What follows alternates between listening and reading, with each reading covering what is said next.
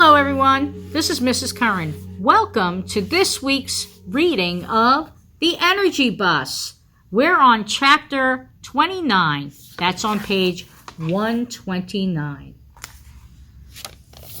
The chapter is called The Next Day. George huffed and puffed as he sprinted the last few blocks to the bus stop. He couldn't believe he hadn't heard his alarm go off. He had stayed at the office till 3 a.m. with Jose and Michael, trying to get caught up, so he hadn't gotten much sleep. It was Thursday, with one day before the biggest presentation of his life. He needed to talk with Joy and Jack more now than ever. As the bus was pulling away from the stop, George ran up alongside of it and banged on the window, trying to get someone's attention, anyone's attention. But no one heard him, and the bus took off. George went back to the bench and sat down, feeling tired and dejected. Now he wouldn't get to tell them about his incredible day yesterday and how his team had responded unbelievably to his enthusiasm. He wanted to tell them about how he had held a team meeting and had talked about what it meant to be a chief energy officer. He had met with Jose and had told him he was giving him a raise if he didn't get fired. And more importantly, George had told him that no matter what, he would always be there as a mentor and a resource for Jose. He shared the love with all his team, and he could tell they felt it. The team was energized. The ideas were flowing, and they had accomplished more in one day than they had all month. George's only concern was that more people hadn't worked late with him. Tonight they would need to pull another late night to get the presentation, the graphics, the sound effects, and the overall flow perfected. He would need more than 2 members on his team to work late. He needed to ask Joy and Jack their advice about what to do. And now he had missed this important opportunity. I'll just wait for the next bus and use this time to think of a solution, he thought, trying to stay positive about the situation. He was becoming a believer and was learning not to let little setbacks crush his spirit. Trust, he kept saying to himself as he focused on his breathing the way Joy had taught him last week. When George arrived at his office, he was surprised to find a letter sitting on his chair. It had been written on computer paper, and when he opened it up, he couldn't help but smile. It was from Joy. It said, "Now, George, don't think I wrote this and drove the bus at the same time. I'm not that good. Janice wrote it for me. When we realized you weren't going to be on the bus today, Jack figured you probably stayed at work really late to get prepared for the presentation and got a late start this morning. We had a hunch that you would need to know Rule 9 more now than ever. So Marty ran this letter up to your office. Here it is. Rule 9, drive with purpose. Purpose is the ultimate fuel for our journey through life. George. When we drive with purpose, we don't get tired or bored, and our engines don't burn out. I know you are probably pumped up for this product launch, and you should be, but you have to ask yourself, what's going to energize you after the launch? Every job on the planet, even that of a professional athlete or movie star, can get old and mundane. It will if you let it. Purpose keeps it fresh. Let me give you an example. There's a story about when President Lyndon Johnson visited NASA, and he was walking the halls. He came across a janitor who was cleaning up a storm like the Energizer Bunny with a mop in his hand.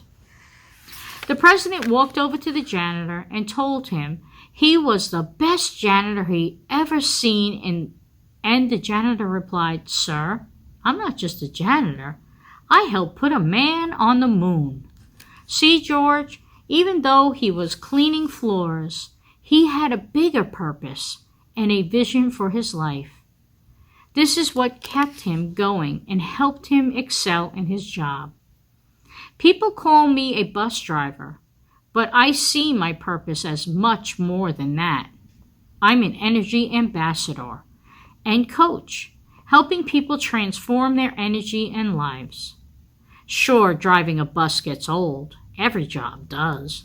But knowing I've saved lives and wondering whose life I'm going to touch today, now that keeps me going and the energy flowing. That's why my passengers stay on my bus, because I'm driving with purpose. When you fuel up with purpose, you find the excitement in the mundane, the passion in the everyday, and the extraordinary in the ordinary. Purpose is what life is all about.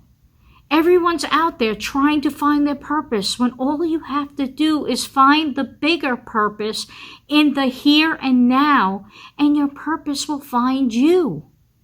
There's no spirit in companies anymore because there's no spirit in the people who work for these companies. Unfortunately, too many companies have been far too successful at creating a culture and system that zaps people's energy and spirit. And Jack says, then they wonder why they have morale, retention, negativity, and performance issues. Don't be one of these leaders who get inspired only when there's a big project or deadline or job at stake. It won't last and it won't lead to greatness. Foster spirit and allow it to move through your team by fueling up with purpose. Find the bigger purpose and vision before your product launch, and let it fuel you and your team every day thereafter. I can't tell you what this purpose and vision are. Only you can decide this. Remember, you're driving the bus. You have the best view and vision, so you'll also need to communicate your vision and purpose with your passengers. Once you find your bigger purpose and vision, then share it with your team. Once they are a part of this bigger purpose and vision, they will work harder and longer for you. Jack told me to tell you he spent too many long nights by himself before big presentations until he learned this rule. So drive with purpose today and every day and cultivate it in your team. And they'll not only stay on your bus when it's cruising, but they'll also get out to help push it when it breaks down. Shared purpose keeps a team energized and together. Share it, George. Joy. George couldn't help but smile and shake his head. Less than 2 weeks ago, he had a flat tire and couldn't catch a break. Now, after missing the bus, he still received rule number 9. And Joy and Jack had provided him with exactly the answers he sought, as if knowing the questions he was going to ask. The only question he still needed to answer was what his bigger purpose and vision were. It's hard to get excited about light bulbs, he thought, as he looked at Joy's letter and realized that there are still one sheet he hadn't read yet. He placed it on top of the other pages and chuckled once as he realized it was from Marty. Hi, George. Marty here. There was a study conducted where 2 airplane design teams were separated. One team saw a model of the finished product and was given a vision that they were building the fastest, newest, most advanced airplane ever built. The other team were separated into 2 small groups who were told to design each piece without knowing what the end design and vision would be. Not surprisingly, the team who had a vision for what they were building worked twice as long and hard and finished in twice the time as the other group. Thought you should know this, Marty. This gave George an idea. It was so good that if Marty was in front of him, George would hug him. Well, maybe not hug him, but definitely give him a high five. George called his team into a conference room for a meeting where he was going to share his ideas with him.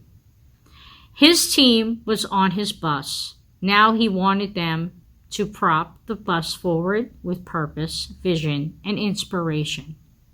He just hoped his ideas would work. And that's the end of chapter 29. I hope you enjoyed it. Please join me for chapter 30.